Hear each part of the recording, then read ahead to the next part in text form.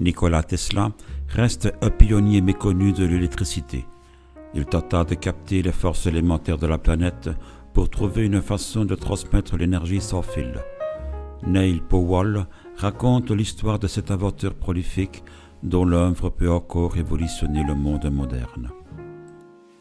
Dans la nuit du 7 au 8 janvier 1943, un vieil homme de 86 ans mourait seul dans sa chambre de New Yorker Hotel à Manhattan. Avant qu'on vienne chercher son corps pour le transporter au Campbell Funeral Parlour, des agents du FBI fouillèrent sa chambre de fond en comble. Ils ouvrirent le petit coffre-fort qu'ils gardaient pour récupérer tous les documents qu'il contenait. Motif officiel, le vieil homme faisait des recherches sur une arme secrète très dangereuse. L'homme qui venait de mourir s'appelait Nikola Tesla. Ses découvertes dans le domaine de l'électricité rivalisaient avec celles d'Edison. Il avait donné son nom à un appareil de son invention, la bobine Tesla, dont les possibilités d'utilisation étaient très étendues. Pourtant, il était presque inconnu du public. Il était né le 10 juillet 1856, dans la petite ville de Smiljan. À l'école, on l'accusait souvent de tricher, car il trouvait trop vite la solution des problèmes. Il affirma toujours qu'il lui suffisait de se concentrer sur une question complexe pour que la solution se présente à lui intuitivement, comme dans un éclair. Un journaliste du magazine américain The World brosse de lui le portrait suivant, daté d'août 1894. Les yeux enfoncés dans leur orbite sont assez clairs. Je lui demandai pourquoi il avait les yeux si clairs alors qu'il était slave. Il me répondit qu'à l'origine, il avait les yeux plus foncés, mais que l'effort constant qu'il demandait à son cerveau les avait éclaircis.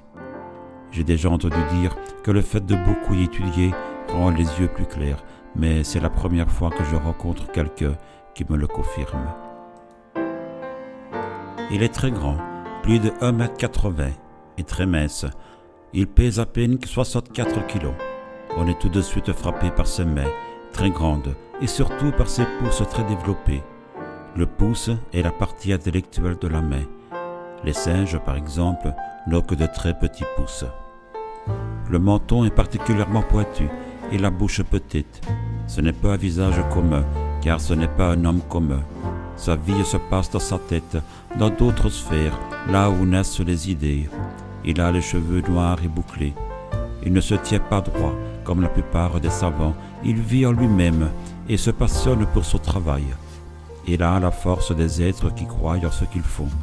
C'est un homme célèbre, mais contrairement à la plupart des hommes célèbres, il y a vraiment beaucoup à dire sur lui. Tesla avait certes beaucoup à raconter. Il est arrivé à New York en 1884, avec 4 cents en poche, et pour tout bagage, des articles techniques qu'il avait écrits à Paris, quelques poèmes de sa composition et des plans d'études pour une machine volante. Il avait déjà en tête le projet de la génératrice polyphasée à courant alternatif qui, en 1895, allait servir de base à la centrale hydroélectrique des chutes de Niagara. Peu après son arrivée à New York, Tesla fut engagé par Edison, pour qui il créa 24 modèles de dynamo. Mais les deux hommes ne réussirent pas à s'entendre, et, en avril 1887, Tesla s'établit dans son propre laboratoire. C'est là qu'il donna bientôt la preuve que son système de courant alternatif était supérieur au système de courant continu d'Edison. En moins d'1 an, on lui accorda 30 brevets de première importance. On pense aussi qu'il découvrit les rayons cathodiques, les rayons X et les ultraviolets, et qu'il fut le premier à réfléchir aux effets thérapeutiques des courants à haute fréquence. C'est lui, également, qui trouva le principe de la lampe à éclairage fluorescent. Enfin, on pense qu'il inventa un procédé proche du laser. En 1912, on le proposa comme candidat pour le prix Nobel de physique. Il refusa, estimant qu'il aurait dû le recevoir en 1909, à la place de Marconi.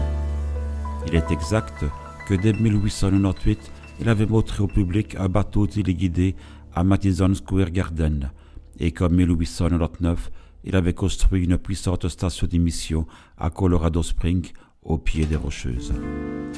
À la différence de Marconi, qui cherchait à transmettre d'infimes quantités d'énergie sous forme de signaux radio, Tesla voulait maîtriser d'importantes quantités d'énergie électrique pour l'utilisation domestique et industrielle. En 1899, il réussit à capter de l'atmosphère une quantité d'énergie équivalente à des millions de watts, avec une bobine immense qui produisait 10 millions de volts. À Colorado Springs, Tesla construisit une centrale expérimentale, sorte de grange de 30 mètres carrés. Au centre, une tour servait de support à un pylône d'environ 60 mètres. Au sommet de ce pylône, il avait fixé une sphère de cuivre de 90 cm de diamètre. À l'intérieur du bâtiment, il y avait une sorte de clôture circulaire de 23 cm de diamètre. La bobine primaire du transmetteur y était attachée. La bobine secondaire faisait 3 mètres de diamètre et était reliée à un pylône. Le circuit accordé résonnant marche à la façon d'une balançoire. On la lance en poussant légèrement, puis le même mouvement de la main, donné à intervalles réguliers, va suffire à l'envoyer de plus en plus haut. De même, une succession d'impulsions électriques appliquées à la bobine primaire à la fréquence correcte produit des impulsions grandement amplifiées sur la bobine secondaire. Tesla voulait démontrer que ces impulsions dans le pylône relié à la bobine secondaire engendreraient des ondes radio à haute fréquence qui voyageraient jusqu'à l'extrémité du globe et y reviendraient. On trouve dans le livre de John J. O'Neill, intitulé « Génie et prodige », le récit des premiers essais. Tesla arriva sur les lieux, en jaquette et chapeau melon. Tizot, son assistant, prit place à l'intérieur pour observer le pylône. Lorsque Tizot enclencha l'interrupteur, un halo de feu électrique entoura la bobine secondaire. Des étincelles crépitèrent dans tout le bâtiment et un craquement sinistre retentit au-dessus de sa tête. Puis, il y eut une poussée de tension formidable. Le bruit se fait assourdissant. Les crépitements de la bobine s'accentuaient en crescendo. Un craquement plus intense suivit le premier. Un rythme de mitrailleuse. Là-haut, les coups de tonnerre s'amplifiaient. On aurait dit qu'un canon tirait à une allure folle. Une étrange lumière bleue envahissait le bâtiment. Les bobines flamboyaient dans une masse de mèches embrasées. Tout ce qui se trouvait dans le bâtiment jetait des flammes. À l'extérieur, Tesla ne pouvait s'arracher à la contemplation du spectacle qui s'offrait à ses yeux. Au sommet du pylône, la sphère de cuivre jetait des éclairs, des langues de feu d'environ 40 mètres de long. Soudain, l'éclair cessa. Furieux, Tesla courut vers le laboratoire, croyant que son assistant avait arrêté l'expérience sans en avoir reçu l'ordre. Mais Tizot n'y était pour rien. Le générateur de la Colorado Springs Electric Company venait de sauter et il n'y avait plus de courant. Heureusement, Tesla put le réparer assez rapidement, car c'était un modèle de son invention. L'année suivante, il fit un compte rendu de cette expérience. Que la communication sans fil vers n'importe quel point du globe soit possible ne fait aucun doute. J'en ai fait la démonstration. Voici comment nous pouvons simplement expliquer ce phénomène. Quand nous élevons la voix et obtenons un écho, nous savons que le son émis est venu buter contre un mur ou un autre obstacle qui l'a renvoyé vers nous. L'onde électrique se réfléchit de la même façon que le son. En électricité, cela s'appelle onde stationnaire, c'est-à-dire une onde qui possède des régions nodales et ventrales fixes. Au lieu d'envoyer des vibrations sonores vers un obstacle électrique aux confins de la Terre et comme obstacle dans le cas de l'onde sonore, la Terre a renvoyé l'onde électrique.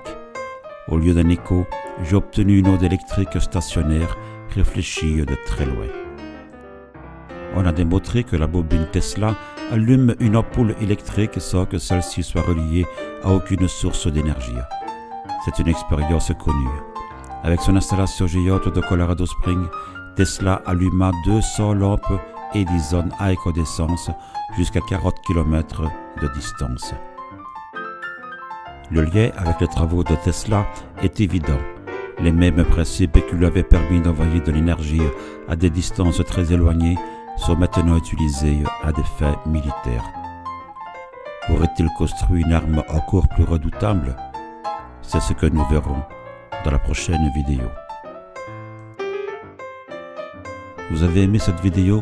Merci de vous abonner pour plus de vidéos insolites, mystérieuses, historiques, poétiques et littéraires. À bientôt!